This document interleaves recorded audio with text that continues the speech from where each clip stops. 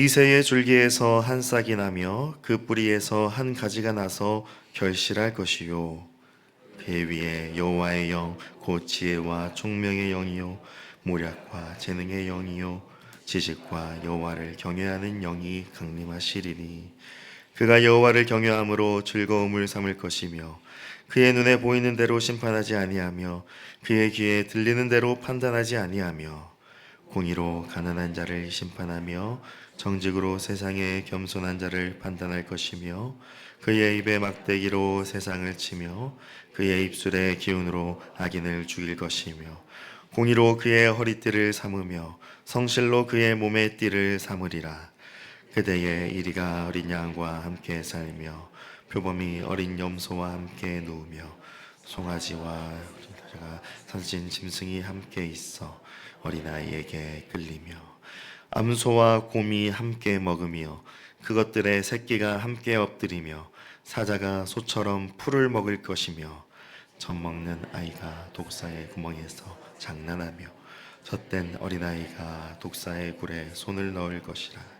내 거룩한 산 모든 곳에서 해됨도 없고 상함도 없을 것이니 이는 물이 바다를 덮음같이 여호와를 아는 지식이 세상에 충만할 것임이니라. 그날에 이새의 뿌리에서 한 싹이 나서 만민의 기치로 설 것이요 열방이 그에게로 돌아오리니 그가 거한 곳이 영화로우리라. 그날에 주께서 다시 그의 손을 펴사 그의 남은 백성을 아수르와 애굽과 바드로스와 구스와 엘람과 시날과 하맛과 바다 섬들에서 돌아오게 하실 것이라. 여호와께서 열방을 향하여 기치를 세우시고 이스라엘의 쫓긴 자들을 모으시며 땅 사방에서 유다의 흩어진 자들을 모으시리니 에브라임의 질투는 없어지고 유다를 괴롭게 하던 자들은 끊어지며 에브라임은 유다를 질투하지 아니하며 유다는 에브라임을 괴롭게 하지 아니할 것이요 그들이 서쪽으로 블레셋 사람들의 어깨에 날아있고 함께 동방 백성을 노력하며 에본과 모압되며 암몬 자손을 자기에게 복종시키리라. 여호와께서 애굽 해만을 말리시고 그의 손을 유브라데 하수 위에 흔들어 뜨거운 바람을 일으켜 그 하수를 저 7갈래로 나누어 신을 신고 건너가게 하실 것이라. 그의 남아있는 백성 곧 아수르에서 남은 자들을 위하여 큰 길이 있게 하시되 이스라엘이 애굽 땅에서 나오던 날과 같게 하시리라. 아멘. 사랑하는 성도 여러분, 이사야서 11장은 하나님께서 보내실 메시아를 약속하고 있는 말씀입니다. 1절에서 5절 말씀은 그 메시아가 어떤 분이시며 어떤 일을 행하는지 설명하고 있습니다. 1절에 이새의 줄기, 이것은 이새의 아들 다윗 왕의 족보를 의미합니다. 다윗은 여호와의 언약을 내려받았습니다. 그 언약 말씀은 바로 다윗의 후손을 통해 여호와의 집을 영원토록 견고히 세울 것이라는 말씀이었습니다. 그 언약의 말씀은 아브라함, 이삭, 야곱을 통하여 계승되었고 이새의 아들 다윗에게까지 전달되었습니다. 그런데 다윗이 받은 언약에는 다윗을 메시아라고 부르지 않습니다. 정확하게 다윗의 후손, 다윗의 씨가 이 땅 가운데 오실 것이라고 합니다. 물론 다윗을 통해 이스라엘이 전쟁의 승리를 누린 것은 맞지만 그렇다고 다윗을 메시아요 구원자라고 부르지는 않습니다. 엄밀히 말해서 다윗은 언약의 결실은 아닙니다. 다윗은 자기의 씨가 뿌려져서 맺어질 결실을 바라보았고 소망했습니다. 반드시 그 결실의 때가 임하게 될 것을 신뢰했습니다. 그 결실의 때는 다름 아닌 한 싹, 한 가지가 나오는 때입니다. 여기서 한 싹과 한 가지는 동일한 대상을 가리키고 있습니다. 이새의 줄기라고 할 때에 줄기 역시도 동일합니다. 줄기와 싹과 가지와 열매는 모두 하나의 나무를 가리킵니다. 그것은 곧 유일하신 한 분, 그분을 가리킵니다.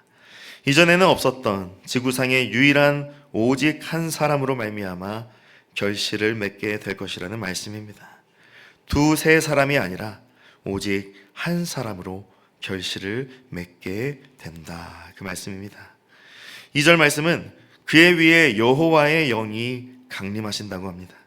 여기서 지칭하고 있는 그는 바로 1절의 한 싹과 한 가지입니다.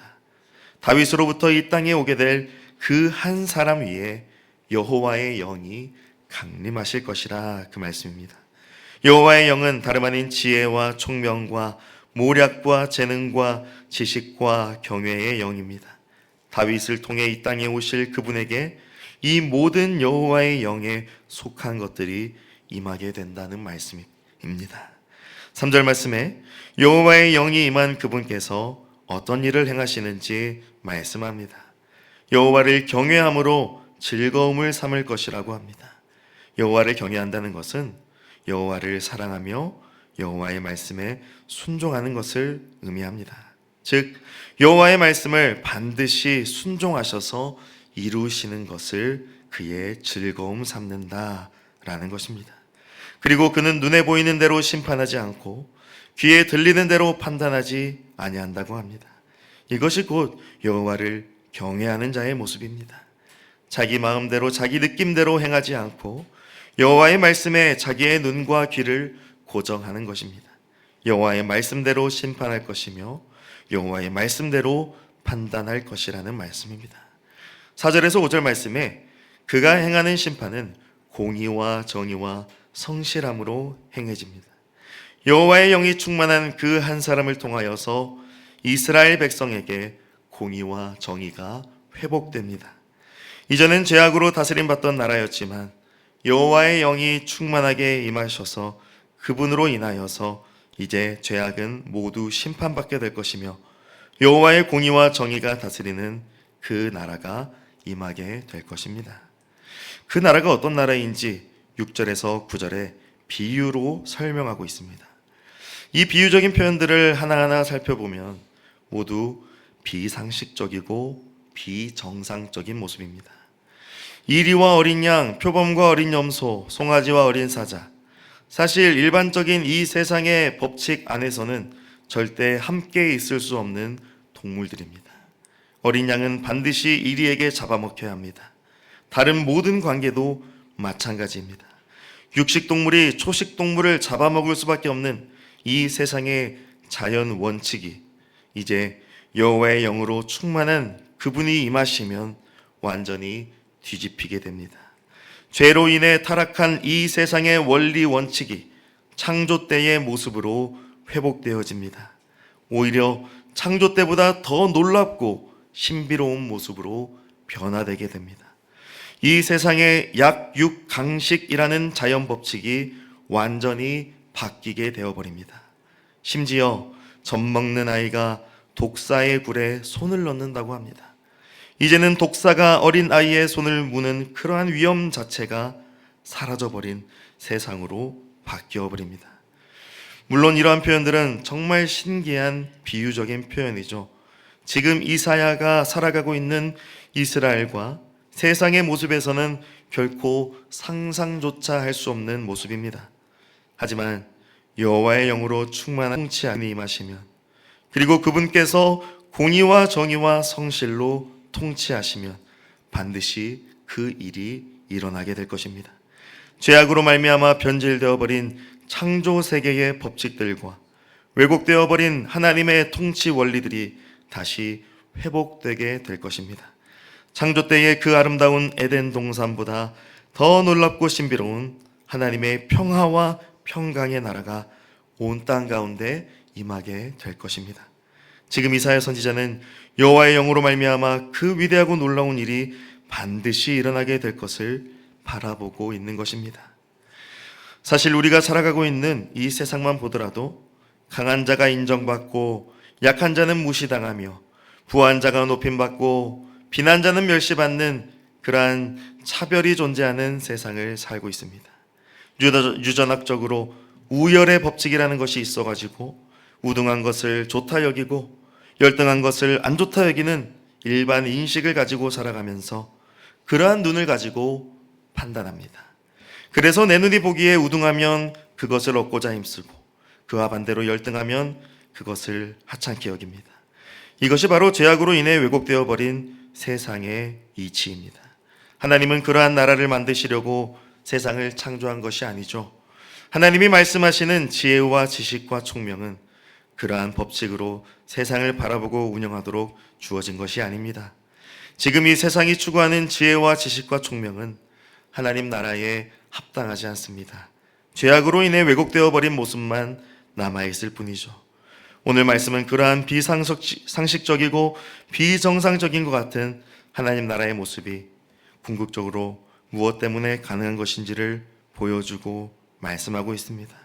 9절의 하반절 말씀에 이는 물이 바다를 덮음같이 여호와를 아는 지식이 세상에 충만할 것임이니라 라고 합니다. 즉 하나님의 나라는 다름 아닌 여호와를 아는 지식으로 충만함으로써 이루어지게 된다는 말씀입니다. 죄악된 세상의 모습은 여호와를 아는 지식이 없는 모습입니다. 하나님이 창조주이시며 구원주이시며 통치자라는 지식이 없습니다. 그것은 곧 여호와께서 처음 창조하신 모습과 완전 다릅니다. 육식동물이 초식동물을 잡아먹는 것처럼 살육과 포악이 존재하는 이 세상은 여호와를 아는 지식이 없는 모습이라는 말씀입니다. 하나님 나라의 모습이 아니라는 것입니다. 그러나 여호와의 영이 다스리는 하나님의 나라는 화평의 나라이며 하나님이 보이신 그 연합과 생명이 충만한 나라입니다. 싸움과 다툼과 죽음이 다스리는 나라가 아니라 평화와 안전과 생명이 다스리는 나라가 바로 하나님의 나라입니다. 여호와 하나님을 아는 지식이 온 땅에 충만하게 될 때에 비로소 그 하나님의 나라가 이루어지게 됩니다. 여호와를 아는 지식은 바로 여호와의 영이 충만한 그 한 사람을 통하여 이 세상 가운데 전해지게 됩니다. 여호와의 영이 임하는 이새의 줄기 다윗의 후손을 통하여 여호와를 아는 지식이 이 세상에 충만하게 임하며 하나님의 나라가 임하게 됩니다. 10절 말씀도 역시나 이새의 뿌리라고 하며 그 뿌리에서 난 한 싹이 곧 만민의 기치로 설 것이라고 합니다. 그때에 열방이 그에게로 돌아오며 그가 거한 곳이 영화로울 것이라고 합니다. 다윗의 후손으로 오시는 메시아로 말미암아 죄로 물든 열방 가운데에 하나님의 나라가 임하게 되며 열방이 주께로 돌아오고 여호와의 영광이 온 땅 가운데 충만하게 되는 것입니다.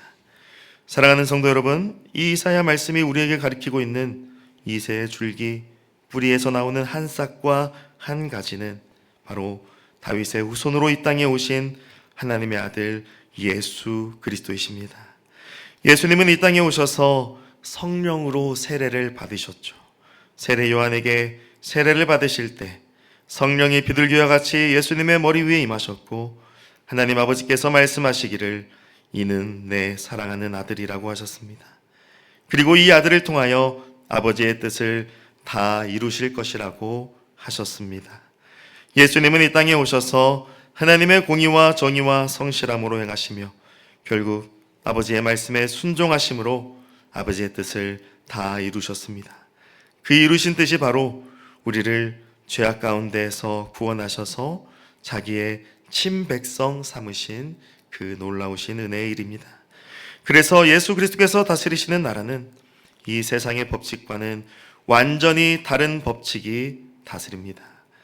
이전엔 죄악된 세상의 법칙대로 살아갔다면 이제는 예수 그리스도의 생명의 법칙을 가지고 그것을 나누고 전하며 그것이 다스리는 삶을 살아갑니다. 예수님이 통치하시는 곳은 결코 죽음이 다스리지 못합니다. 오직 화평과 생명이 다스리는 나라입니다. 우리는 이 땅에 살아가면서도 그 예수의 나라를 누리며 살아가야 합니다. 단지 죽어서 가는 천국이 아니라 예수님이 성령으로 함께 하시는 곳에서 그 하나님의 나라를 누리며 살아갑니다. 그리스도의 은혜가 충만하고 성령으로 충만하면 그곳에는 반드시 세상이 이해할 수 없는 놀랍고 신비한 역전 현상이 일어나게 되죠. 그리스도의 사랑이 역사하는 곳에는 반드시 은혜의 법칙이 세워지게 됩니다.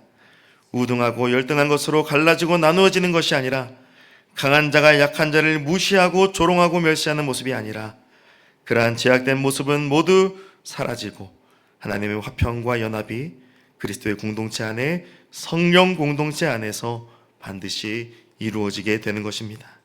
예수님이 오셔서 우리 가운데 이루신 구원과 하나님의 나라가 바로 그와 같은 나라입니다.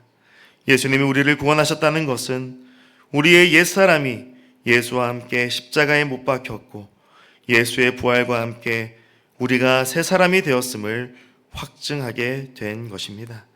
그래서 이제 예수 안에 있는 자는 예수님의 은혜와 사랑으로 다스림을 받으며 살아가는 자이죠. 율법과 정죄와 판단으로 다스리는 자가 아니라 그리스도의 은혜와 사랑을 향기요 편지로 전하며 살아가는 자입니다. 이것은 불신자를 전도하자는 차원의 이야기가 아니라 한몸된 교회 공동체 안에서 그곳 가운데 임하는 하나님의 나라를 의미하는 것입니다. 진정 그리스도의 영이 다스리는 공동체는 참된 화평과 평강과 생명이 있습니다. 왜곡되어 버린 모습이 아니라 그리스도로 말미암아 회복된 하나님 나라의 그 영화가 반드시 나타나게 되는 것이죠. 사랑하는 성도 여러분, 우리는 정말 예수님이 다스리시는 그 하나님 나라를 지금 내가 서 있는 그곳에서 누리며 살아가고 있습니까? 예수님이 이 땅에 오셔서 이루신 그 화평의 나라, 생명의 나라가 지금 우리의 삶 가운데에, 우리 광명교회 가운데 나타나고 있습니까? 바라기는 예수님이 우리에게 베푸신 그 구원의 은혜로 말미암아 하나님 나라가 우리 가운데 이루어졌음을 믿으며 그 나라의 백성으로 살아가기를 축복합니다.